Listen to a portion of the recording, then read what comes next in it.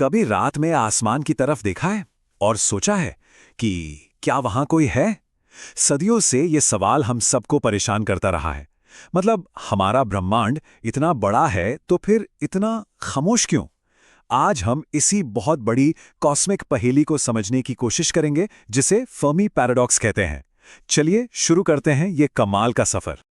जरा सोचिए, बस एक पल के लिए, हमारी अपनी आकाशगंगा मिल्की वे, और उसमें हजारों लाखों एलियन साम्राज्य फल फूल रहे हैं। सोचिए, बड़े बड़े स्पेसशिप्स में ट्रेड हो रहा है, ग्रहों पर जंग छिड़ी है, एक पूरा कॉस्मिक नेटवर्क बना हुआ है। बिल्कुल किसी साइंस फिक्शन फिल्म की तरह लगता है ना? लेकिन अगर ये सब सच है, अगर ब्रह्मांड में इतनी ज्यादा हलचल है, तो फिर यहां हमारी पृथ्वी पर इतनी खामोशी क्यों है? कोई भी हमसे मिलने क्यों नहीं आया? इसी रहस्य को, इसी खामोशी को द ग्रेट साइलेंस कहा जाता है। तो सवाल ये है कि ये आइडिया आता कहां से है कि हजारों साम्राज्य हो सकते हैं? अच्छा, ऐसे सोचिए, हमारी मिल्की वे एक बहुत बड़ा, बहुत पुराना जंगल है। अब अरबों साल बाद क्या हम ये उम्मीद नहीं करेंगे कि जो सबसे कामयाब प्रजाति होगी वो जंगल के हर कोने में फैल जाएगी? बिल्कुल, यही लॉजिक एलियन सिविलाइजेशंस पर भी लागू होता है। और यहीं पर हम एक आम धारणा बना लेते हैं। हम ये मानकर चलते हैं कि भाई, एक बार कोई सिविलाइजेशन काफ़ी एडवांस्ड हो गई तो टेक्नोलॉजी के दम पर स्पेस की लंबी लंबी दूरियां कोई बड़ी बात नहीं रह जाएंगी। मतलब पूरी गैलेक्सी पर कब्जा करना बच्चों का खेल हो जाएगा। लेकिन क्या हो अगर हमारी ये पूरी सोच, ये पूरी धारणा ही गलत हो?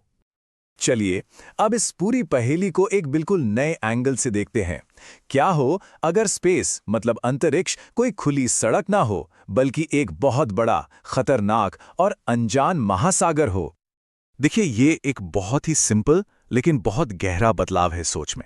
एक आसान से हाईवे की जगह हम बात कर रहे हैं एक विशाल अनदेखे महासागर की। एक ऐसा महासागर जो सबसे एडवांस टेक्नोलॉजी को भी चुनौती दे सकता है, उसे हरा सकता है। और बस इस एक सोच के बदलने से सब कुछ बदल जाता है।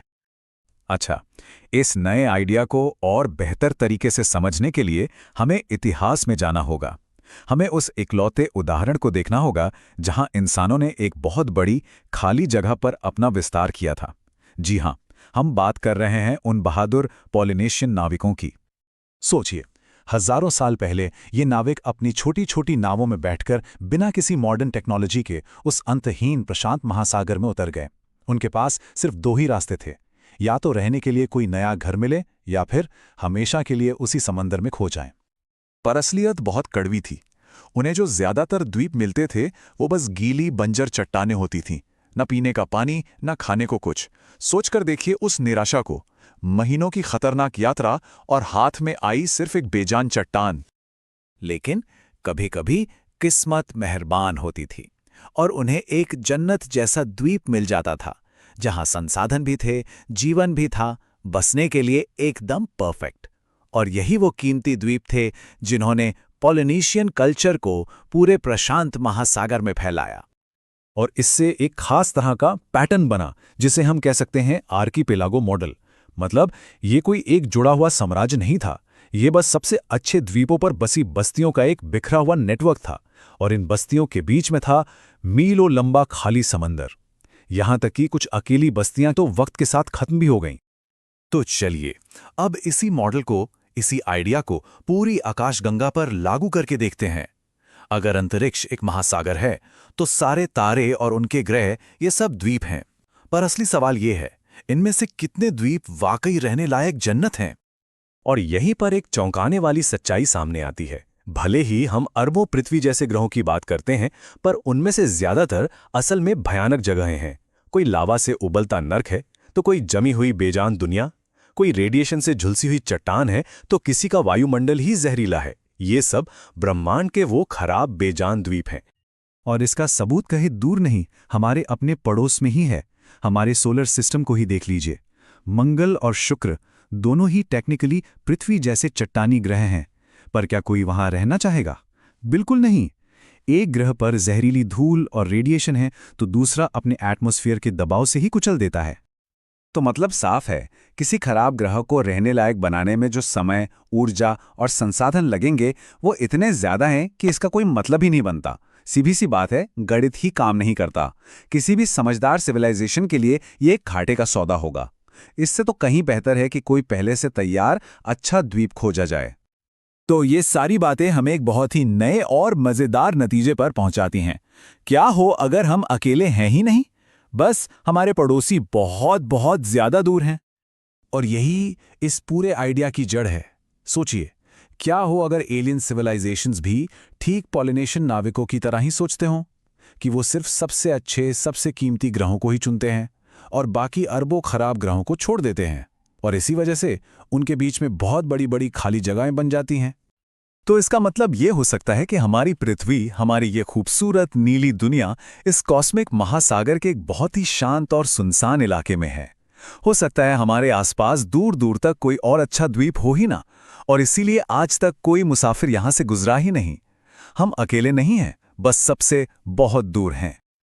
और इतना ही नहीं, जो साम्राज्य बनते भी हैं वो भी शायद हमेशा के लिए नहीं टिकते।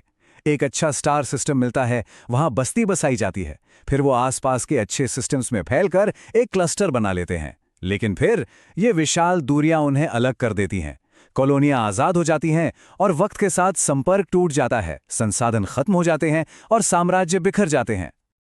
तो आखिर में ये पूरी बात हमें एक बहुत गहरे सवाल के साथ छोड़ जाती है। शायद हम इंसान अभी अपनी यात्रा की बिल्कुल शुरुआत में हैं, समंदर के किनारे पर खड़े हैं, और क्या पता एक दिन हम भी उन पॉलिनेशन नाविकों की तरह सितारों के इस महासागर में उतर जाएं, अपनी जन्नत जैसे द्वीप की खोज में। और क्या पता उस सफर में हमें कोई और मुसाफिर भी मिल जाए। इस इतने बड़े ब्रह्मांड में हमारी जगह आखिर है क्या? तो इस अकेलेपन का हमारे लिए मतलब क्या है? शायद हम अकेले हैं ही नहीं, बस अभी के लिए एक द्वीप पर अटके हुए हैं। जरा सोचिए, बाहर हजारों दुनियाएं हो सकती हैं जहां जिंदगी हो।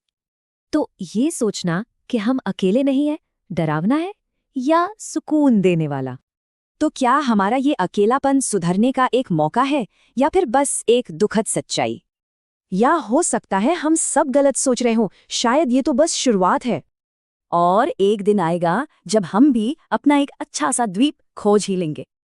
और क्या पता, किस्मत अच्छी रही तो आसपास और भी पड़ोसी मिल जाएं। अगली बार जब रात में आसमान को देखें तो ये सवाल जरूर मन में आएगा, क्या हम सच में अकेले हैं?